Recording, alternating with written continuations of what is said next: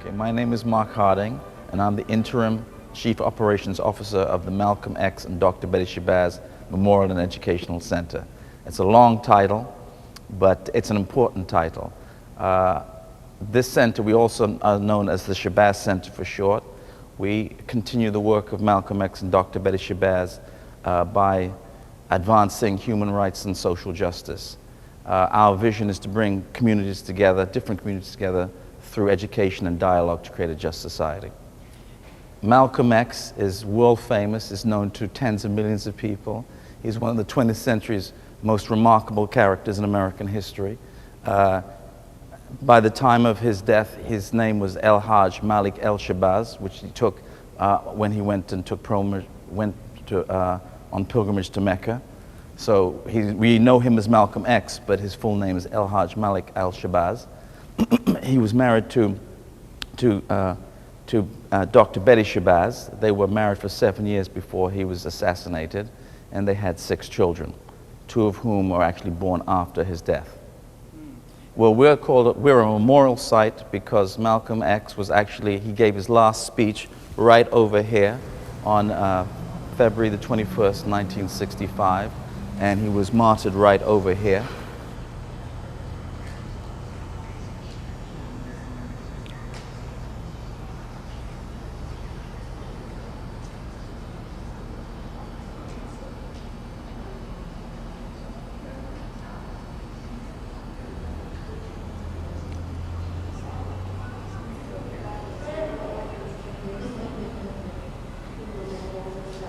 And that's why this center is here. It's here as a memorial to him. Prior to late 2000, this space was about to be knocked down, and the community and Dr. Betty Shabazz fought to keep this place as a memorial site for him. Before, there was no notice, no notification of what had taken place here. So that this is a very, very important place. Thousands of people come here every year from all over the world to pay their respects to Malcolm. The Shabazz Center is located on Broadway and 165th in Washington Heights, just north of Harlem. It's easy to get to on the subway and by bus. We carry out all types of programs. We build all types of programs that, first of all, discuss the teachings of Malcolm X, his view of human rights, because I think one of the important things about Malcolm was that he expanded the idea of civil rights to human rights, that you could not give people civil rights if you didn't treat them as equal human beings. And that's one of his great contributions to the idea of the civil rights and to human rights in general. And so everything that we do, all the programs do, are about, you know, the understanding of the essential rights of people, all people to be treated as human beings, to be treated as equals, to have liberty, freedom, pursuit of happiness, and to make that real for men, for women, for people of all cultures and backgrounds, wherever they may be. Well, there's that great term to think globally and act locally, and that's what we're about. Maybe a couple of years ago, we felt that we, you know, because of the name recognition of Malcolm X and Dr. Betty Shabazz, the world recognition, that we could look to the city and to the world. And for a while we did that without the vision of what's around us. And we found over the last couple of years that we did not have a real relationship with the community of Washington Heights, Inwood, and Dyckman. And so we've changed that around. We want to be involved with the community, especially the large Dominican community here. We want to bring folks from that community in to utilize this place, to know about Malcolm and Betty. And because the local community needs this place as a space to do great things, workshops, lectures, health fairs, all those type of things, to make this community a more healthy and better place to live in. And to do that locally, that's the vision of Malcolm, and that's the vision of Dr. Betty Shabazz. You asked me the question about what are the pillars of Malcolm's message and what we stand for. I would say that there are probably 5 pillars. For me, the first is to know ourselves, that is African Americans and people of the African diaspora, to know our relationship to Africa and to know our relationship to ourselves as people of African descent, and to be proud of that. The second pillar is to understand the powers that oppress us and that have oppressed us for 400, 500 years, and that continue to oppress us, and to understand the levers of that power, and to understand the lies that that power or those powers promote about us and about other people. The third is to educate ourselves, to find ways to overcome those lies and to see ourselves more clearly. To Malcolm, to read, to educate ourselves was absolutely a fundamental part of his message. The fourth pillar is to build our communities ourselves, to have economic and political power, to work together, to be communal, and also to work with Africa and with Africans and with people of the diaspora wherever we might meet them. And the last pillar is to stand up for ourselves, to defend our communities, come what may, when the government would not protect us, even though we are paying taxes, even though we're voting. And I would say for me, those are the 5 main pillars of Malcolm's message. And the issue of knowing ourselves, for instance, you know, we're having a talk tonight about the African roots of American cuisine, represents that, to know ourselves and our relationship to the African diaspora and Africa, and to be proud of that. To understand the power relations, to educate ourselves, to build communities. These are all messages that we promote without all our programs. You know, more clear than that type of individual. Well, first of all, I don't want to throw out Malcolm as being the demon to the people who want to demonize him, because they're the demons who are demonizing him, but I want them to be scared of him. So I have no problem with that. But Malcolm obviously is so much more than that, much more complex. As I say, a very thoughtful person, somebody who had experienced so much in his very short life. People forget he was not yet 40 when he was martyred. So he was a young man. And when we think of, often we think of Malcolm as being separate from his context. Malcolm was changing so much from the moment that he came out of prison. And America was changing dramatically at that same time in you know, those 12 or 14 years. And when you're talking about from 1957, 58 to 1965, America was going through so much. And Malcolm was reacting to that, and Malcolm was growing in himself, and the world was changing. So it was a very complex time, and he was a very complex person dealing with those issues. In terms of his complexity, we often forget that Malcolm comes from a family, a father and a mother who were Garveyites, who supported a Pan-Africanist view of the world.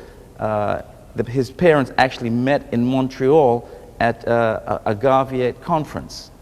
You know, so this idea of a wider view of the world goes right back to his parents. Both parents were activists in the Midwest, and his father was murdered because he was an activist. So this was a world that Malcolm came out of. You know, it wasn't something that he just came into when he found the Nation of Islam in prison. He had this background in him, which is a very important part of the story that actually very few people know and very few people take seriously. Tell us a little bit about Dr. Shabazz and her role. Okay. Well, Dr. Betty Shabazz was originally Betty Saunders, who came from the Midwest. She was a trained nurse. She had trained, I think, in Tuskegee for a bit, but then came to New York. So this is a woman who, again, had lived in the Midwest, had lived in the South, and then come to New York. She had joined the Nation of Islam, and that's where she met Malcolm X, who would become her future husband. As I said, they were together. They were married for 7 years before he was taken from her. And part of the horrible story that took place in this very site is the fact that she, while he was talking there, was about to give a speech right there, she was sitting there with her 3 daughters, and she was also pregnant with the twins. So she was here at the very moment in which her husband was taken from her. And an accomplished woman on her own. Absolutely. This is a woman who, after her husband was taken from her, brought up 6 daughters basically on her own, who attained a PhD, became a college professor and administrator, helped to build that institution into a meaningful, really New York's only black college, Medgar Evers, and a woman who, again, espoused Malcolm's view of human rights throughout the world, supported the struggle for women all over the world. She was without doubt a feminist in her own right. And in terms of the Malcolm X and Dr. Betty Shabazz Memorial and Educational Center, this is, as one of her daughters, Malak Shabazz, so this is the house that Betty built. It was she who helped lead the struggle to make this a memorial site for Malcolm. And that was a tough struggle to win. And it is it's due to her that we are sitting in this space today, in this very, very beautiful space. Well, we've been very fortunate up until recently. We had a wonderful grant from the Upper Manhattan Empowerment Zone, UMEZ, which has sustained us and helped us over the last 5 years, which has been key to our development. We've had some funding from private sources like Chase, JP Morgan, Chase Bank, which is downstairs. And we've had some other private funding. Otherwise, we sustain ourselves through renting the space out both upstairs and downstairs. We like to rent to organizations and institutions that are like-minded, positive, that have a humanitarian bent to it, that seem like-minded, although we also do for-profit funding as well. So those are the 2 main ways we do that. We also, when we have events, we ask people for a minimum donation. But we're always looking for money. Yeah. It's a tough time, and that's part of my job, to look for money, to look for funding. Well, we are a 501c3 non-for-profit registered charity. We have a board of directors which oversees and is the ultimate governing body. One thing that I haven't mentioned is that we are now becoming an important exposition space. We have now developed a relationship with the Smithsonian Institute, and we are going to be hosting exhibits of theirs, the Smithsonian Institute traveling exhibits. We're going to be our aim is to host at least one of their exhibits a year. And that, we hope, will help bring in revenue. That's a major coup for us, They're very, Smithsonian's excited, but we're also looking to do other types of exhibit work as well, hosting exhibits. And then finally, we also are working with the Classical Theatre of Harlem, which is a wonderful theatre company, and they're going to be performing Shakespeare's Henry V here for 5 weeks in August of this year, 2011. They've performed here before, and we're looking to have at least 1 or 2 of their plays being performed here every year. Obviously, this place is a historic place because this is where Malcolm X, Malik El Shabazz was assassinated. And that's the main reason why this is a famous building. But this building is actually also famous on its own right because this is the old historic Audubon building that will actually celebrate 100 years next year.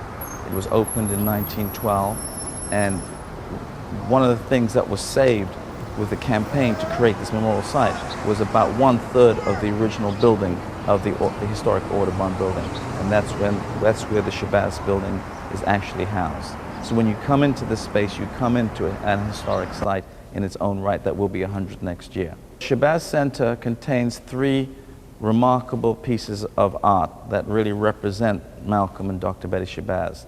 The first is the mural by the artist David Gavels, which you see right behind you, which is truly magnificent and covers one whole side of the ballroom upstairs.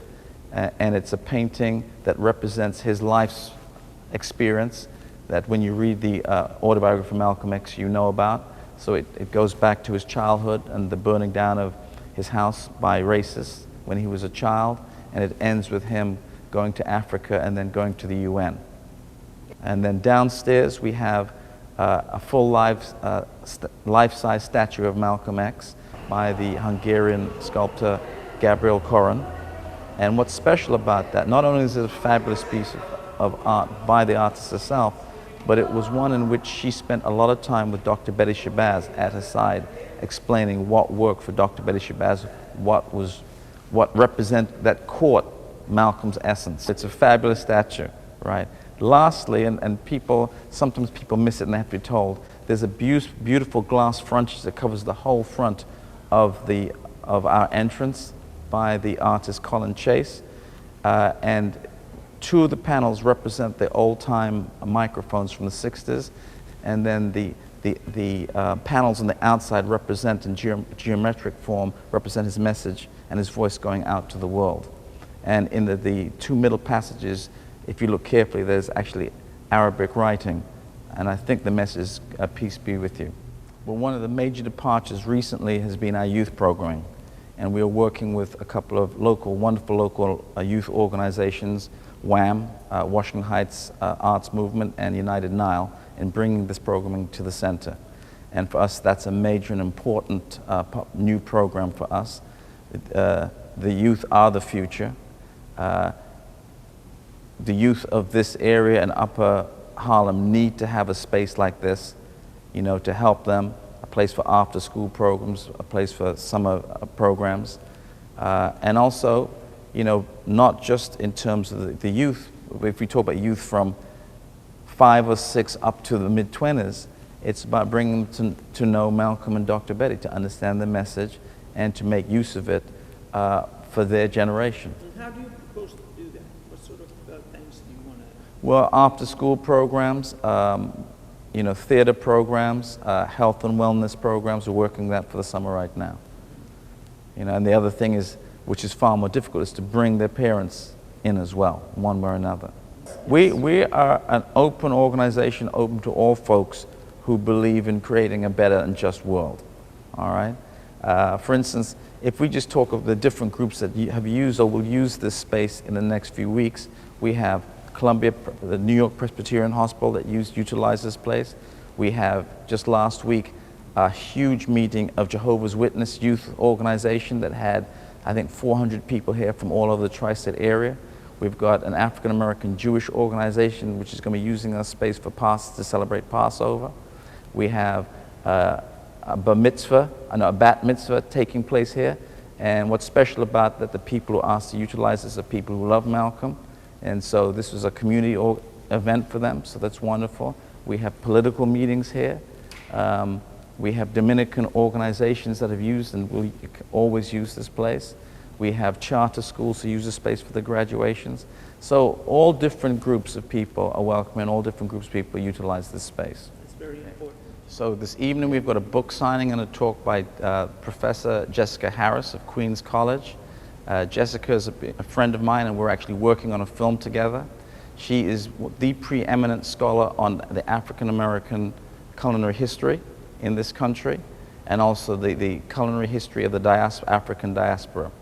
And tonight's event is part of our Dr. Betty Shabazz Women's History Month program for March. We have this Women's History Month program every March, and this is the 5th and last event in this program. And it's a book signing. Her book, High on the Hog, A Culinary Journey from Africa to America, was published in January. It's her 12th book. It deals with on the one hand, the African roots of American cuisine. In other words, what Africa brought to the table, and why the food that we eat today, every American eats today, is influenced one way or another by African traditions. Secondly, it's also a book about how Africans and African Americans, once here, continue to develop, refine, change, and remake and reinvent this culinary traditions, or these culinary traditions. And so she talks about, in this book, people like George Washington's cook, Hercules, who was an enslaved African American, who was all but named the first presidential chef, and then walked away from Washington's freedom when he was in Philadelphia. It also includes Sally Hemings' brother for Thomas Jefferson, John Hemings, who was actually trained in Paris at the time just before the French Revolution, when the French restaurant culture was just developing, and then comes back to the United States and is again all but another presidential chef, although actually Lee decides not to do that. But it includes both those who are great caterers, and then also the tradition of cooking that comes out of the utter misery of enslavement. There's a beautiful and painful phrase she uses for that, which she calls out of Sorrow's kitchen, or from Sorrow's kitchen. You know, when we think of pig's feet, when we think of bacalao, these are dishes that we survived on, amongst other things, that we've continued to consume, that comes out of what we made out of this horrible situation. So she details both those traditions, and she does it wonderfully. So a number of us have come together to work on a film series for PBS called Food Roots, and it's about this whole issue about the African roots of American cuisine, what we think of, often people call soul food, but also as the roots of West Indian Caribbean food, Latino food, and so forth. And so we're going to go and shoot in Angola, Nigeria, Ghana, and Senegal, Brazil, maybe Cuba, maybe the DR, Jamaica, and also throughout the United States for this series. It's very ambitious. Maybe the two most famous meals that are emblematic of this are gumbo, which is famous in Louisiana, especially New Orleans, and hop and john, which is a southern version of rice and beans using black-eyed peas. Gumbo, we know the word gumbo actually comes from Central African word, ochingombo. All right? Which means what? Which means okra, which is the word in Central Africa. There are a number of different variations for okra. I didn't know. Yeah. And ironically, the word okra is Nigerian, derives from Igbo, which means the same thing. So, you know, you say, what's a name? Gumbo, the term gumbo and the term okra are both African words that describe okra, the vegetable. With the slaves. They brought it over one way or another, and then it became part of an important ingredient of this dish, which we know as gumbo. When we think of rice, we think of rice coming from Asia. Rice, the original rice grown in South Carolina and Georgia, comes from West Africa. It's African rice, and the people who were brought over to toil in the horrific conditions of the rice paddies and to create the locks and to know that who developed the technology were themselves from rice-growing regions, from Senegambia in West Africa. Amazing. You know, again, that's completely lost to most people in this country. Right. You know? Now, when you take, for instance, bacalao and you take pig's feet, you know, these are dishes that enslaved Africans and African Americans had to use very poor ingredients and then transform them into something palatable. And that's how pig's feet and that's how bacalao becomes part of our diet and part of a tradition of cooking. Changing it now.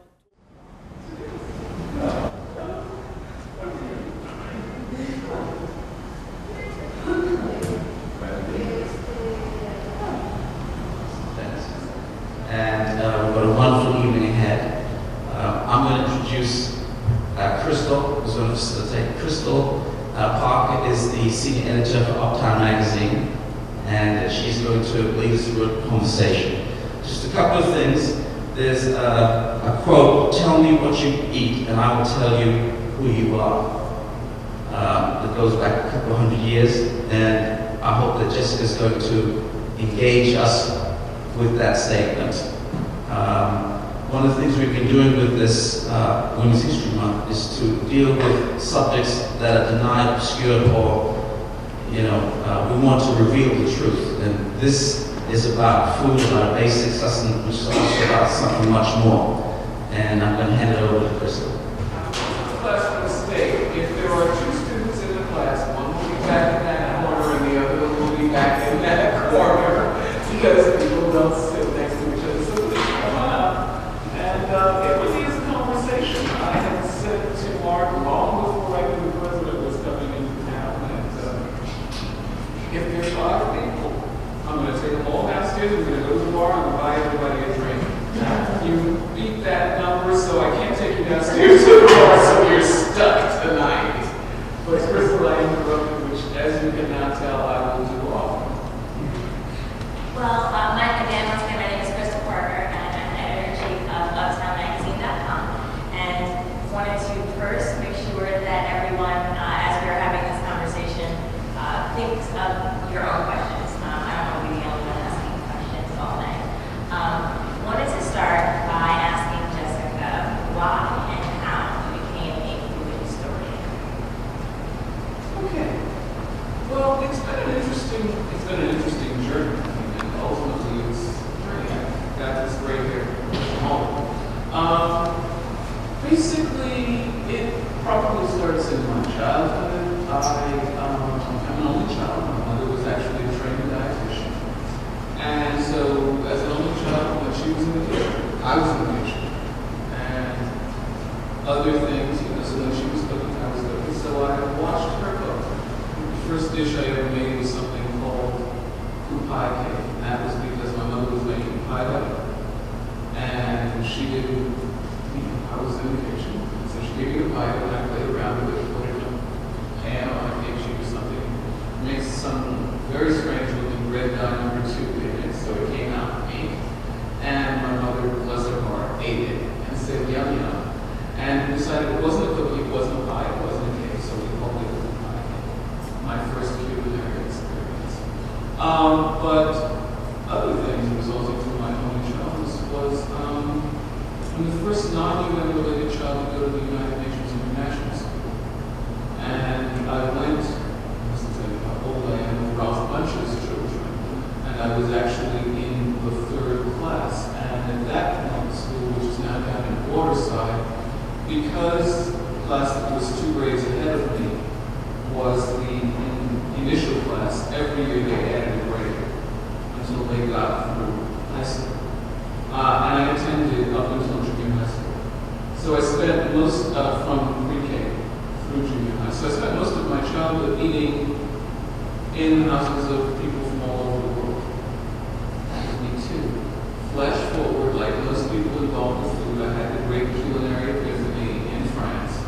I'm a French major, or was a French major in college. I did a graduate year in France. While I was living in France on my junior year abroad, this is how long answer did you? Okay.